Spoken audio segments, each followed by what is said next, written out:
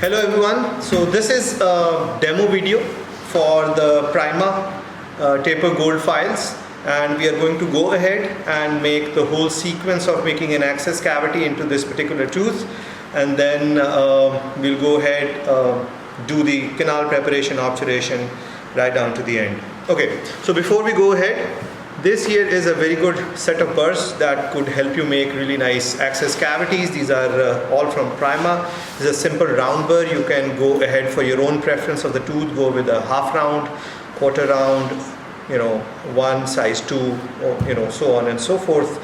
This is a burr that has got a round burr mounted on top of a tapering fissure burr. It's a really nice burr to use while you are doing the access cavity preparations. This is the all famous Endo-Z burr, which is a tungsten carbide burr with a safe tip at the end. So when you reach in the depth of the chambers, you do not want to touch the floors. So this is for that. Another tapering fissure burr that you may require if you do not like the one that has got the round burr mounted on it. And then you may actually want to use some of these ultrasonic tips. At times they can be very, very helpful in establishing a really good access cavity form. Okay, so let's get right down to the business. We will start here with the round burr. We'll start with the round burr and start making the access cavity starting from the center of this mandibular molar.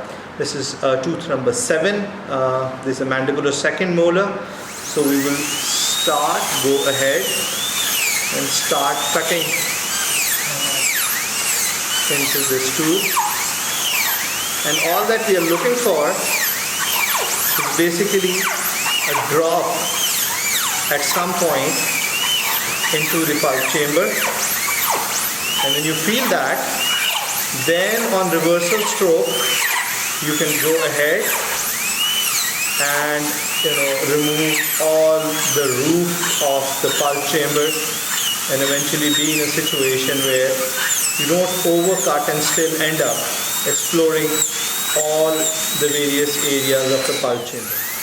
So you do look for and aim your burr towards the biggest canal, which in this case is going to be the distal canal, and you keep going downwards till you just feel that drop. And if you're unsure and you have gone to a certain depth and you feel like that the dip is not there, you can always use what is known as a DG16 Explorer or the Endo Explorer to find whether are you there or there and about. No, I am not. It's actually very much dentine, and I am into still not gone through the roof portion of this particular tooth. So I'll go further in. Yes, so now I feel the drop, and as I do, I will use my round burr to cut on reversal stroke so that I can remove the whole of the roof without cutting anything extra. And you can imagine that since we are working on an extracted tooth and we are working in an environment where we intentionally are not using water coolant with it, but generally speaking on a live patient you would have the water coolant running for you. So having done that, you would like to have a look. Yeah, this looks really nice. Now you can use your Endodontic Explorer to see whether you've gone in, and yes, I can feel the canals. What we are expecting is like 3 canals, so we can actually feel those canals in this particular instance. Okay, so once you have established that you have got all the canal orifices located, now this is the time to use this very lovely burr known as the Endo-Z burr. Again, it is available from Prima as well as some other companies. So this will not only make your walls really smooth, but also it would not touch, and even if it touches the floor, it does not make any gouging on the floor of the pulp chamber, and you can have a really funnel-like flowing, very conservative access cavity preparation. Once you're done with this particular step, you can always go ahead and use, I've just, if you can see, I've used, now I have changed the tip to the ultrasonic tip to a different one. This is the one that is used to refine the floor of the pulp chamber. So you can just go ahead and use this tip to just remove any remnants of the pulp tissue, as well as any dentinal overhangs that are trying to obscure your view or the straight line access into the canal spaces. And that by the end of this, you would have the access cavity made in the form that you would probably want your access cavity to be. So as you can see in this particular picture over here, this is a pretty good example of how an access cavity should be. We have not cut anything extra, but at the same time we have not cut something that is less than what was desired. You can see all the three orifices, the mesiobuccal, the mesiolingual, and the distal, and the canal space is pretty clean. All the roof has been removed. So that is one of the few objectives that you need to achieve with your access cavity preparation. So now what we'll do is, since we know that we have already located the three canals, so we are going to go ahead and try to initially scout these. Now, my recommendation to you guys is that when you're doing that, do it with the smallest possible file that you have, that is size 6 K file. They are the safest files on planet. And while you are trying to negotiate the canal, do a wiggling motion like I'm doing right now. Maybe it is be more clear to you like this. So do a wiggling motion with little apical pressure, come periodically up and down. Have your pulp space filled with the irrigant solution while you do that. Don't force your file apically, because it tends to make small little ledges while you do so. So you can always do that in one canal. Then you can just, by changing the angulation, you can go into the other canal. It would help if I can just have a look. Yeah, a small little peek inside. So you can see a little bit of change in the angulation. So I find myself in the mesiolingual one, and I go with the same wiggling motion. Let the file find its way into the canal. These first few files are extremely important. Look at how the file comes out, if it is slightly bent or not. So it gives you an idea of how the canal shape is, because on the radiograph you might be able to see the mesodistal curve, but the buccolingual curves are not visible on the radiograph. So you can again go ahead into the third canal, which is the distal canal. Again, it would help if I can just have a little bit of peek. Yeah. So you can just go into the distal. You can see that the angulation is such that you can make out that you are into the distal canal now. So having negotiated all the canals, that's one step that is already finished. Now the next step is for you to manually prepare this to at least size 15 K file. A lot of companies would say size number 10 is good enough for you to take it to that number, and then you can start with the rotary. Honestly speaking, if you are a new user, I would always recommend even go till size 20 before you put in your rotary instrument inside, and it will reduce the chances of you fracturing an instrument. And as you go increase in the number of root canals that you have done, and you grow in your experience, you can always go ahead and make an initial glide path till 10 and then shift to your rotary files.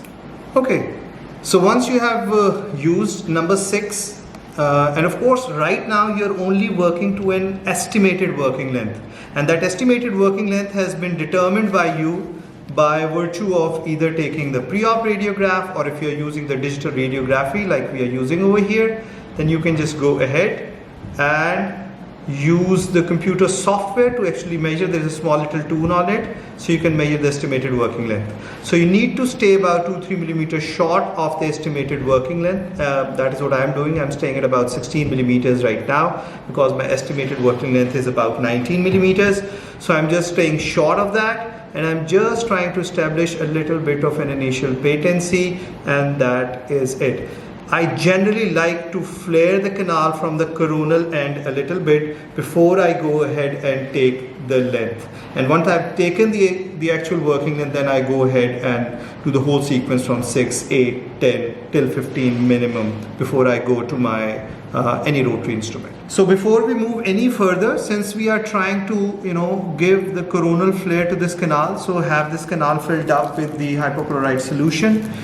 This is the very first instrument of this whole sequence, which is the SX file from Prima, and this is basically an orifice opener or the orifice shaper. So with various companies they come with different names, but right now we are only talking about this company.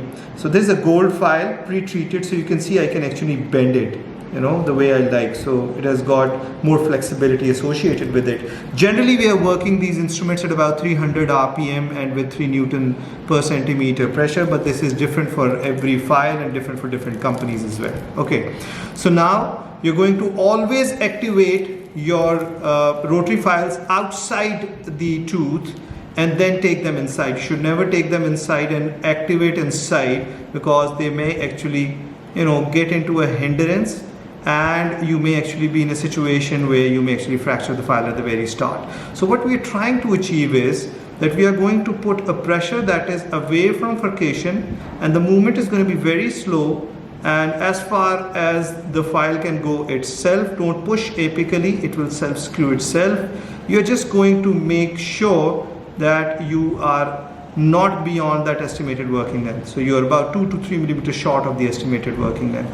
The whole idea behind doing this at this stage is that we would like this canal to have a straight line access, because a good half a millimeter or millimeters distance can change if you have not opened the canal orifices up and you take the length at the outset.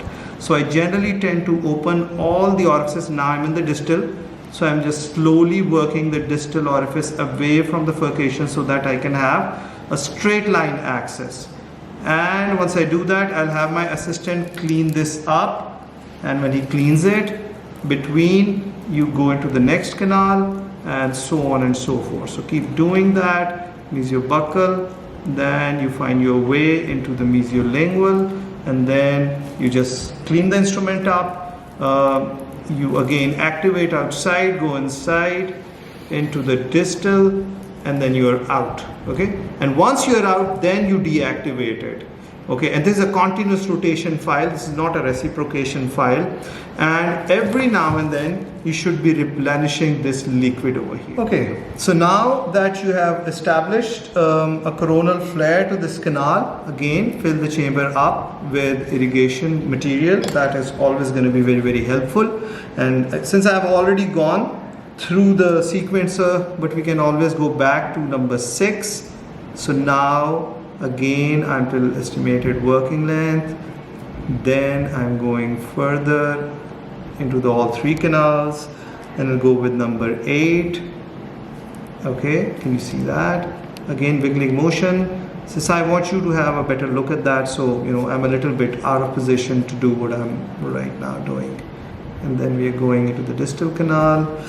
Move. I personally like the 60-degree turn pull motion, which is I think safe in all instances.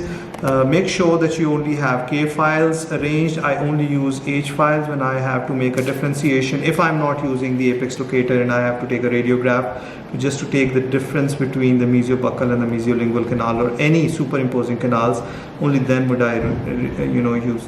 So once you have prepared with number 15, now you're ready to take the radiograph. So you need to have a radiograph by size 10 or size 15, because if you are going any smaller than that, then probably the tip of your instrument is not going to be very visible on the radiograph, and you are going to be in a situation where you would not be clear whether this is your desired length or not. So you need to also look for a reference point. You all know, so I've kept the mesiobuccal cusp as the reference point for the mesiobuccal canal, and this is only when you're using the radiographic method. And again, I'm only using the H file for the length determination, in this case in the mesiolingual canal. Okay, and then sometimes it's quite a handful to have. Can I have another 15 number K file, please? This is quite a handful to actually have so many files in there. So you can just take the radiograph of the mesiobuccal and the distal, and then you can take the mesiolingual separately. Just for the sake of showing you the radiograph during this video, I'm just putting all of them together. It's always a good idea with this small cavity to do this separately.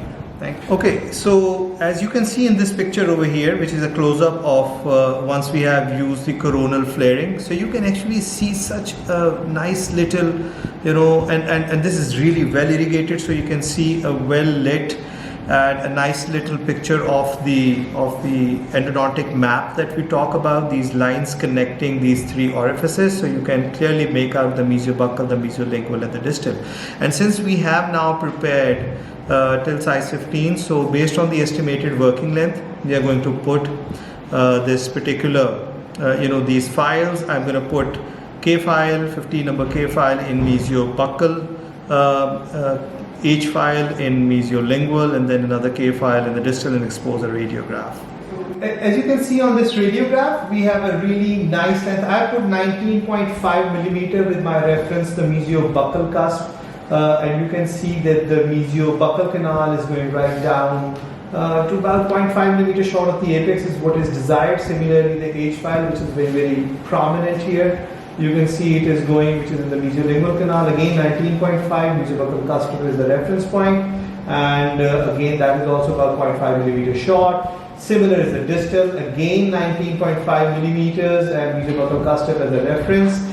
So we've got our working lengths now sorted out, and 15 number is a really good number to actually see the radiopacity of the apical end of the file, so you can make out the difference between the end of the root as well as the end of the file. Okay, so now that we have taken the working length of all the, and we all know all the reference points as well, so we are going to go ahead and start preparing with our Prima Taper Gold files.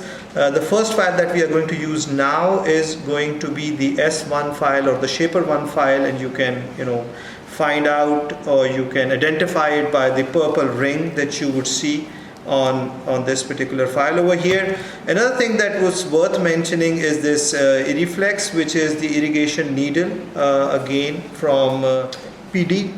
And this is really nice because you can actually, in curved canals, this can actually curve itself.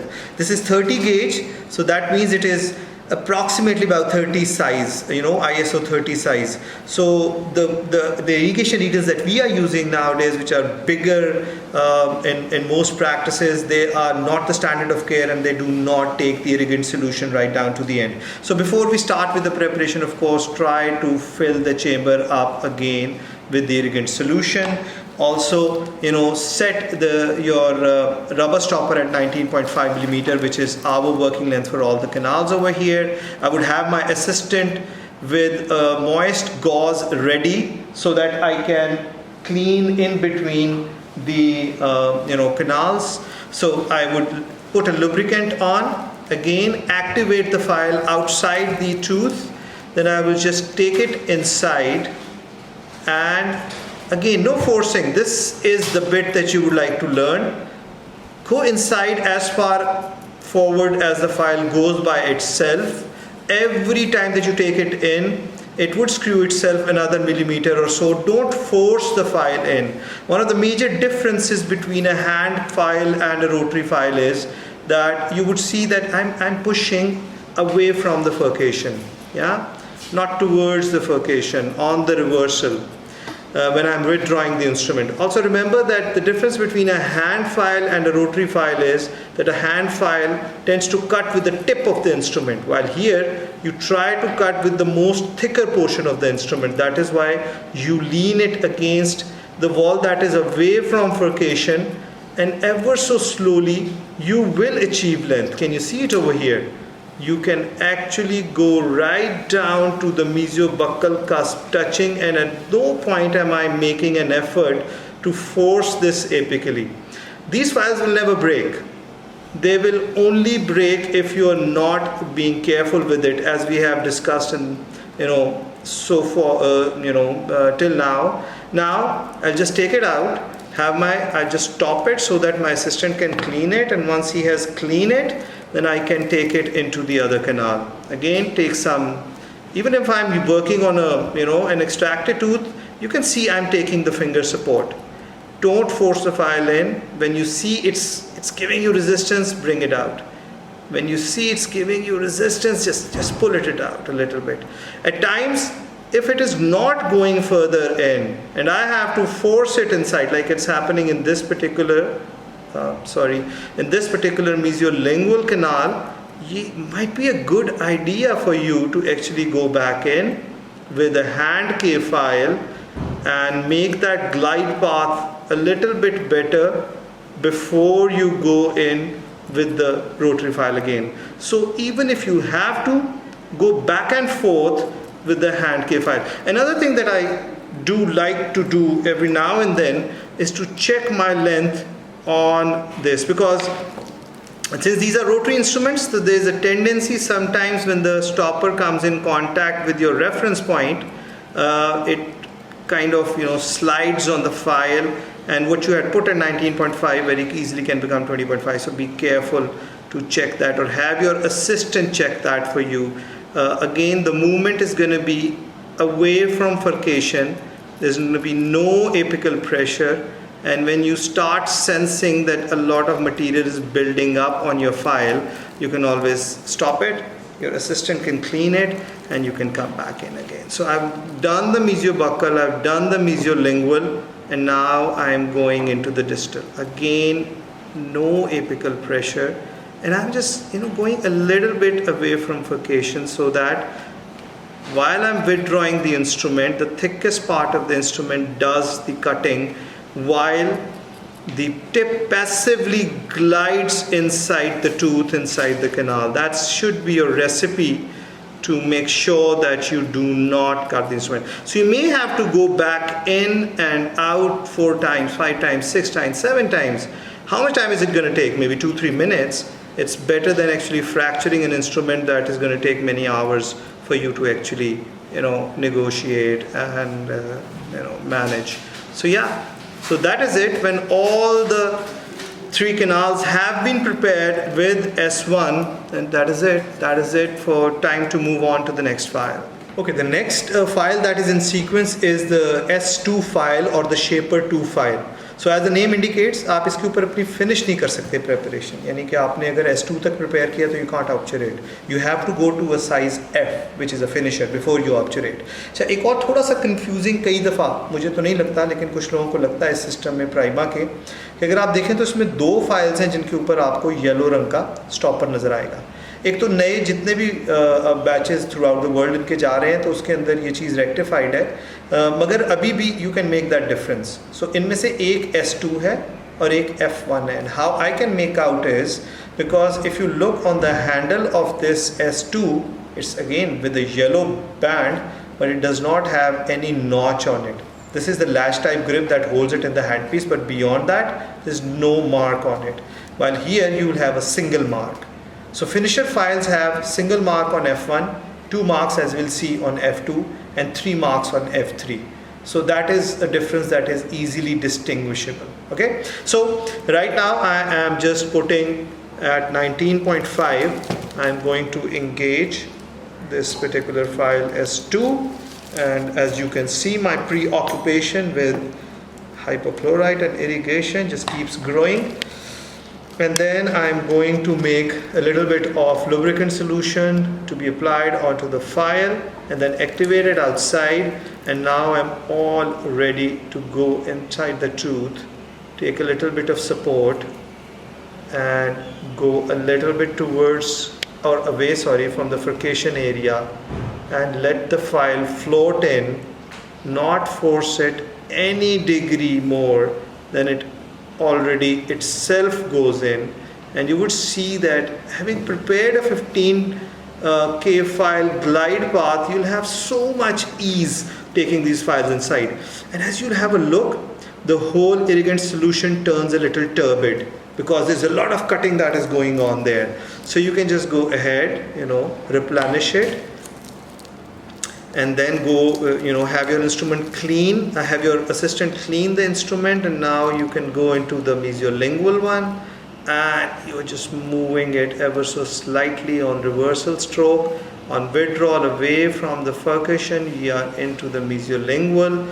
Please make no effort to push your instruments in the apical direction, although they are very, very resilient instruments, they won't fracture, but not a good idea to do that. You should not overstretch the instrument or its capacity or its flexibility.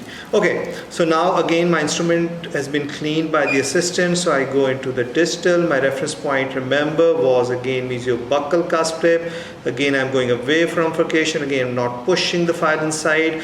If my file gets caught inside and it gets sucked inside sometimes because of this rotating instrument in a shallow funnel can actually have that, you have to keep your instrument restricted, not let it go past the apex, but don't just pull back on the instrument like I'm doing right now. That is going to be a situation where you may actually fracture your instrument. So you need to just stay calm. If it pulls you inside, just hold it there.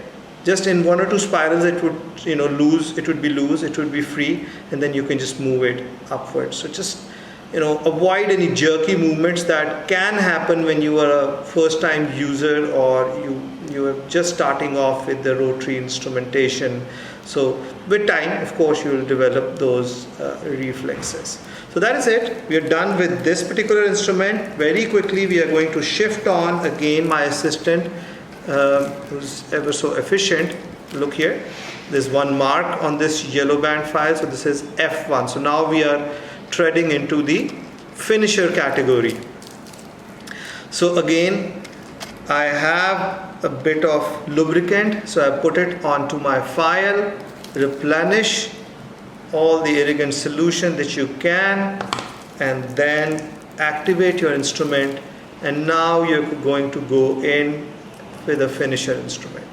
As you go in with the finisher instrument, as you might have noted in the initial discussion that we had in the lecture, you might have seen that these files would now cut more in the apical direction and less in the coronal area of the canal. So you might have a little bit of hindrance.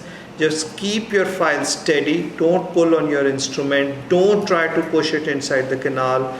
Don't try to cut it with its tip. Always a good idea to move away from furcation and on withdrawal cut with the thickest part of the instrument. There's always this tendency to go right down to your reference point. Please don't do that. Curb that feeling, and in due course of time you will see there's about 4 to 5 strokes and I'm right there inside. Lovely. I really like that. Okay, so now I'll have my instrument be cleaned by my assistant, and then I'm going into the mesiolingual one. Again, same routine, just so that you guys have a view. So I'm just compromising my finger support, but always keep your finger support. If you are keen on finger support inside the mouth as well, you will never even do it outside. You'll have difficulty do it even in extracted teeth. It's pretty evident, you must have seen. So I'm just giving away because I just want you guys to have a better look at that. So have a look here. Lovely. We are nearly to our reference point. Again, assistant will clean it. Again, I'll activate it outside. I may choose to put a little bit of lubricant again, and then just go in, and that's it. So at this point in time, you can actually choose to actually stop your preparation, because this is a finisher file. If you choose that this is enough of preparation for this particular tooth, you can practically stop and obturate at this point in time. Although I would not do that for the distal, but for mesials you can actually obturate with F1 in most cases. And I'll tell you how to check that. Okay, so the decision whether we are going to go from F1 to F2 or not can be governed by 2 things. One test is by checking the apical gauging, and by that I mean if I have prepared till F1, that means the apical diameter is size 020. So I'm going to take a 20K file, preferably in night eye, take it to length. When it goes to length, I would try to tap on it and see whether it is snugly fit or is it loose in the canal. Okay, if it is loose in the canal, that means the canal is wider and we need to go one step more. So we need to go to X2 or X3. But this one is pretty tight, So in MB, this is my final file. That's one way of checking this. It's not a very good way because your file might actually be engaging one of the curves of the canal and giving you a false impression that basically you are tight at the apex when you are basically tight around the curve. But other than that, if you do not want to use this method, which is pretty flawed in its own self, then the last file that you used, which is the F1 file, you can see, if you see a bit of, if you see closely please, if you see a bit of material, a debris on its apical end, then that means that it's been actively cut by that particular file, and that means that you can actually finish it over here. So that is a better test of knowing. So by both these tests, the assessment that I have made is that in both mesiobuccal and mesiolingual canal, I don't need to go any further. F1 is going to be my last file, and I'm going to obturate with the matching taper Gattapaka point. However, distal canals tend to be a little bit larger, and that's exactly the case. As I move it, it moves laterally. It gives me that feeling, and in that particular instance, the F1 file did not show any clean debris at the end of the file. So both of these things are showing that we may actually need to go further and improve or increase the canal preparation to F2 and F3 maybe in that particular instance. So that is what we are going to do. The mesials, we are going to stop here. For the distals, we are going to engage the file which is the F2. I'm going to lubricate it a little bit, and then again activate it. I'll take it inside the canal without any particular apical pressure. I'm going to just let it glide itself right down to the apical portion, and the moment it touches the reference point, I'm going to go away from furcation, prepare this canal so that the thickest portion is preparing. I'm repeating these things again and again because that's the whole idea for young learners to know how to use these files. Okay, once I've done that, I can actually choose to make an assessment with a size 25K file here now, but as I see that the file flutes are not gathering any clean debris, so might actually, I have to go to another bigger number, and that is exactly what I'm doing. My assistant, ever so efficient, has already put a stopper at 19.5, so I'll just go in again, similar movement, very nice. It's giving me a bit of resistance now. I'm quite sure this is going to be my final file in this particular part of the tooth, and it looks really neat. Yeah, so I can now see a bit of debris at the apex, so that is going to be my final file. So I am going to finish my preparation, as I've done so, in the distal canal with size number F3 right here, and in the mesiobuccal F1, and in mesiolingual as well. So we have selected the match taper Gattapaka point, so I'm going to put F1 GP point into the canal, the mesiobuccal one. And then I am going to put again another F1 into the mesiolingual canal, and I'll look for, yes, so I have a resistance to removal. Okay, I'll do it with my left hand so you can have a better view. So if there is resistance to removal, that means there is a tuck back sensation. If it is going to length, these are the two objectives that you need to have before you go for the cone fit X-ray. Okay, similarly, I'll look for the the F3 Gattapaka point in the distal canal, and if I can find my way here, probably, even not, if I can't, you can just take a separate X-ray for F3 only. Okay, now we're going to expose the radiograph, please. Okay, so as you can very clearly see on this radiograph, that both the mesiobuccal and the mesiolingual are about 0.5 to 1 millimeter short of the apex is what we desire. They are really nicely prepared. The whole curve has been maintained. Your preparation is centered. All the objectives of canal preparation have been maintained. And if you see the distal as well, you've got an F3 which is a pretty thick at its apical end. And again, you've got about a millimeter's distance from the radiographic apex, which is, something that you would like to have in your teeth. So it looks lovely. So we are now ready for obturation. So for the entire length of the preparation sequence, we have been using hypochlorite, and we have been using it diligently. You would have seen that during the video. However, at the very end, before I am going to go ahead and do my obturation, I put EDTA 17% in my this Iriflex, very nice needle. and I am going to take that inside and put it inside these canals. But be very sure that this 17% EDTA should not remain within the canals for more than a minute. So after a minute, you're going to whisk away all the excess. You are going to dry the canals up with your paper points. Okay, the same sized paper points that you were using. You are going to the matching taper file that you were using. You're going to use an F1 in the mesio buckle. Now the mesio buckle one is now pretty dry. Then similarly, you're going to use F1 in the mesiolingual. Let it go to length. Okay, yeah, it's pretty wet at this stage. Now you take another one, and as it comes out, it's pretty dry. That canal is dry as well. And now you move on, now you move on to the distal canal, where you can see by color coding I've gone in with my X3 paper point, F3 paper point I should say. When you're using more than one systems, it kind of just gets mixed up. Okay, so F3 paper point in the distal canal, and you can have a look that's pretty dry now after the EDTA. So what the hypochlorite EDTA, they combine, not exactly combine, but one after the other do that, is that they remove the smear layer, both the inorganic and the organic portion.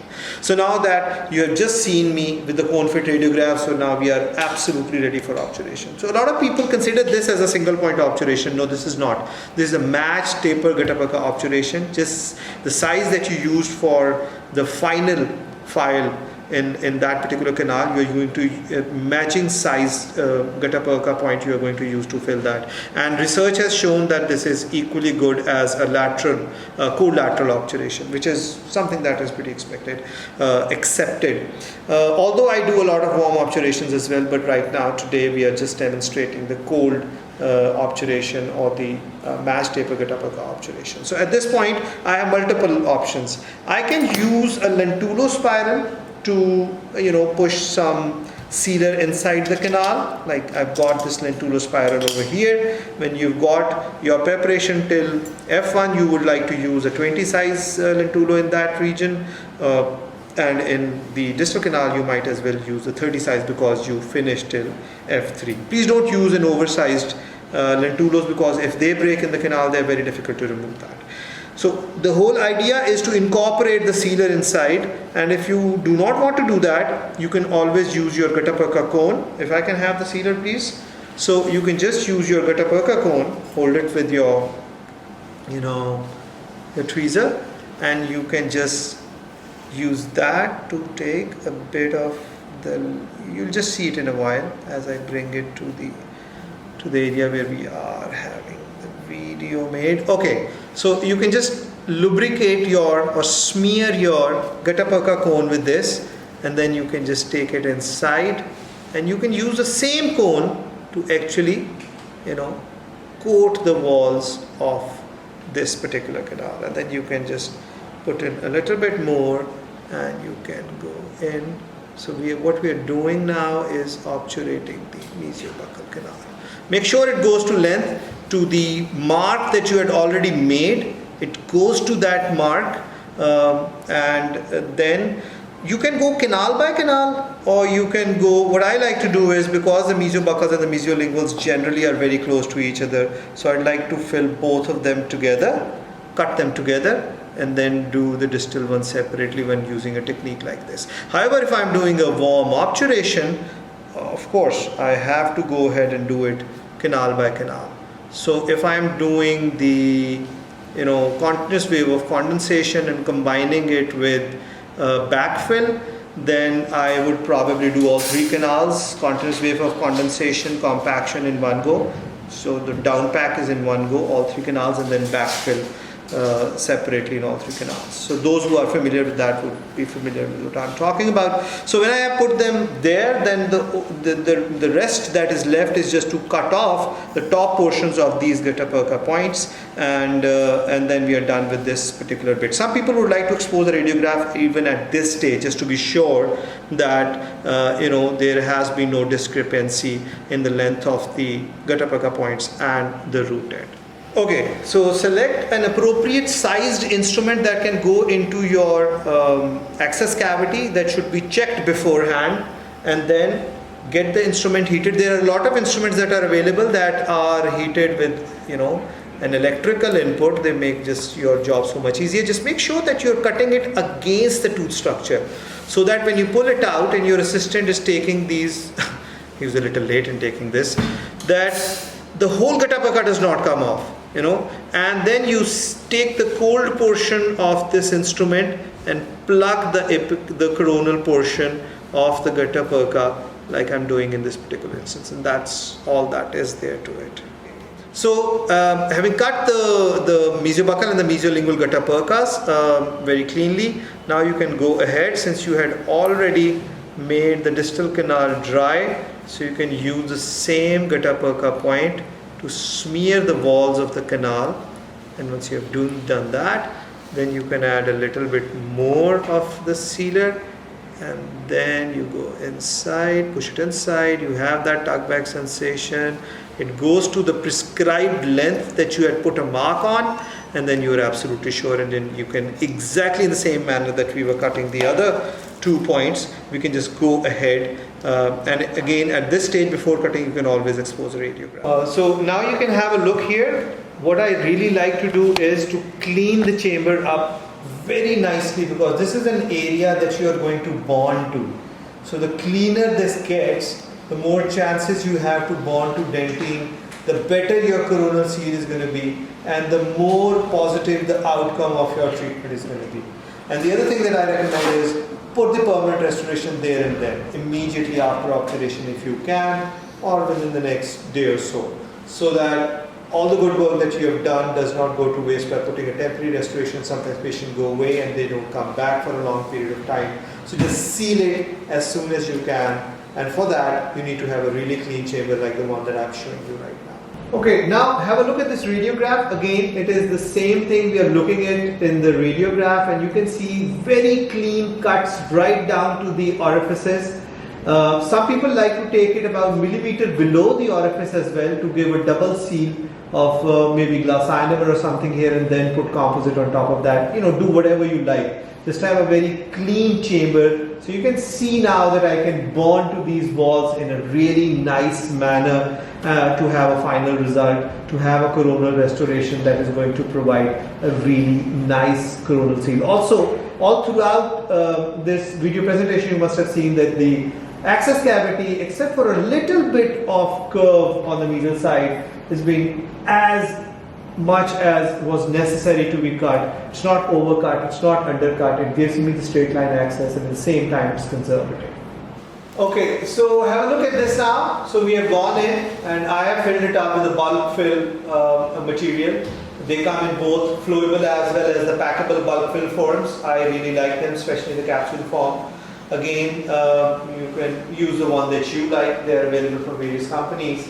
And what you need to have is that there should be no gap between the coronal end of the root canal obturation as well as the apical end of your coronal restoration. It should be seamlessly going in. Even if there is a little bit of gap, it's not going to create a havoc or anything or cause the case for failure. As long as you've got a good seal, you are practically in a zone where you are going to have more and more successful results for your particular case. Have a look at this radiograph now. Again, now this is the final thing. We have obturated, we have cut right down to the orifices, we have filled it up. If you want to fill it in the incremental manner with your normal composites, hybrid composites, or with less increments with the bulk fills, that's your choice. The kind of composites that are available now are very, very radiopaque, like the one that we have used right now. So you can practically see the radiopacity to the highest degree. So have a look here. It's seamlessly merging with the root restoration. It's sealed everywhere, and that pretty much is what you would require all of your cases to be. It was really nice talking to all of you. I hope you've had some learning through this simple video that we have prepared for the Prima Endo range. It's a large range. But right now we were just talking about Prima Taper Gold files step by step. Thank you so much, everyone.